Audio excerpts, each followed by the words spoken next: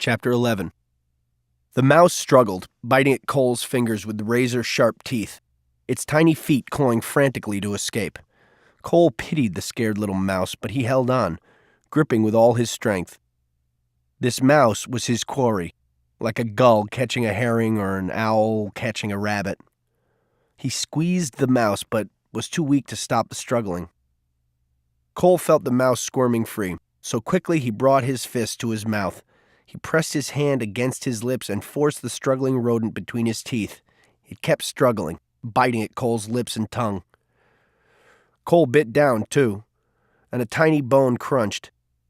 The mouse spasmed, but kept squirming. Cole bit again, but his jaw lacked strength. Still, the mouse wiggled and twisted, frantically chewing at Cole's tongue. For a brief second, Cole felt a furry head pass between his back teeth, and he willed his jaws together with every ounce of strength he could gather. The small skull crushed, and then the mouse stiffened and quit squirming. With the dead mouse bunched in his cheek, Cole rested his jaw. Occasionally, the tiny body twitched. Gradually, Cole worked his teeth together, gnawing on the body. Salty fluids filled his mouth, and he forced himself again to imagine a baby sparrow with an open beak. Food was energy, and energy was life. Eating the mouse exhausted Cole, and by the time he had chewed up the tiny bones and swallowed the wad of tough, furry skin, he lay spent, mouth gaping open. His jaw ached and felt hollow.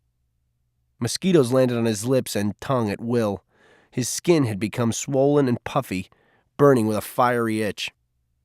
Cole wanted desperately to live, but how? The wretched insects sucked life from him faster than he could replenish it. He closed his eyes to the bloodletting, but that did not stop the torment. In the maddening darkness, he sensed another movement. Again he opened his eyes, half expecting to see the spirit bear. Instead, he found two seagulls near his head, pecking fish chunks from the vomit he had thrown up in the grass.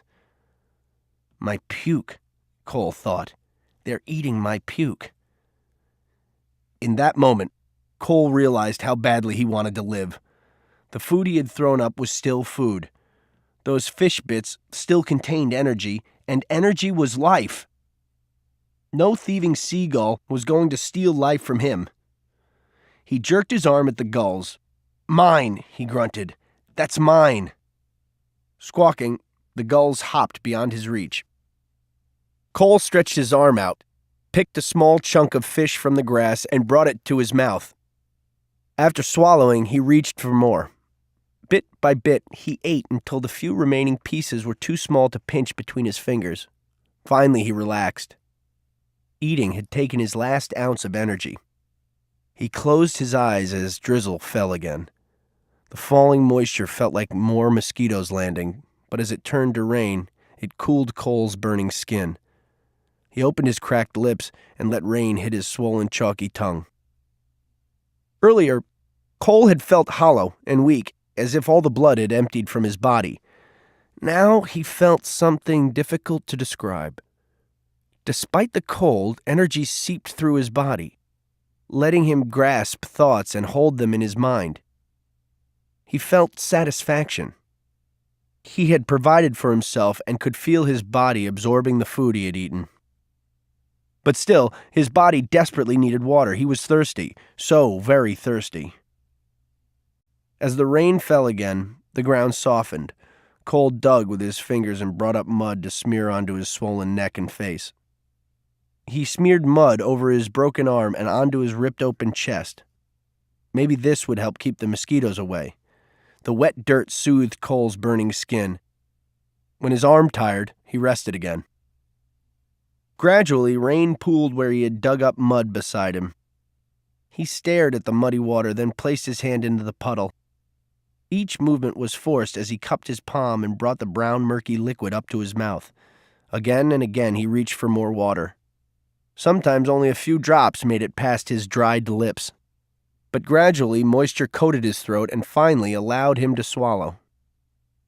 Cole let his weary arm collapse to the ground.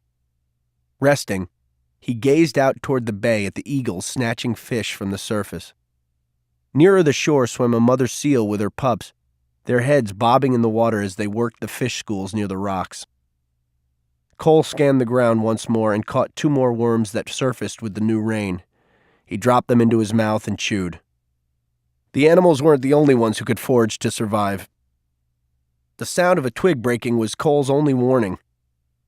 He turned his head to find the spirit bear, standing barely 20 feet away, staring at him, one paw forward as if frozen in mid-stride.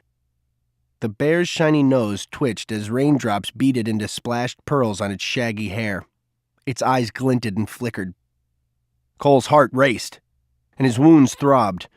He felt the ripping of his skin all over again, and once more the breaking of his bones. Too numb with cold and fear to even cry out, he eyed the spirit bear standing like a carved statue. Cole licked at his cracked lips. Had the bear returned to kill him, or was it just toying with him? He found himself trembling with fear, not of death, but of helplessness. He hated being at the mercy of the world around him. Why didn't this monstrous white creature just walk in and finish what it had started? A single bite from its massive jaw, one hard swat from its powerful paw. Anything now would tip the balance and end this nightmare. One way or another, Cole decided to bring this moment to a conclusion. His mouth held little moisture, but deliberately he dredged up spit from deep in his throat, all the while meeting the bear's intense gaze with one of his own. When not one more drop of moisture would form, Cole painfully lifted his head. He sucked in the deepest breath he dared. He was spitting at more than the spirit bear. He was spitting at his life. The world would take him to the grave with a slimy goober on its face. Cole Matthews would still have the last word. Preparing for his final act of defiance, Cole drew his chin back, then he spit hard, flinging the saliva with a desperate throw of his head. Pain attacked him from all sides, but he kept his eyes open. He wanted the satisfaction of watching this last moment. As if in slow motion, the glob of spit arched weakly toward the spirit bear, but landed in the grass far short of its mark. Cole collapsed. That was it, then. He had done all he could. Now the world could do as it pleased with him. The spirit bear raised its head slightly and sniffed the air with a long, curious breath. Then it started forward. Cole tensed. This was how the first attack should have ended.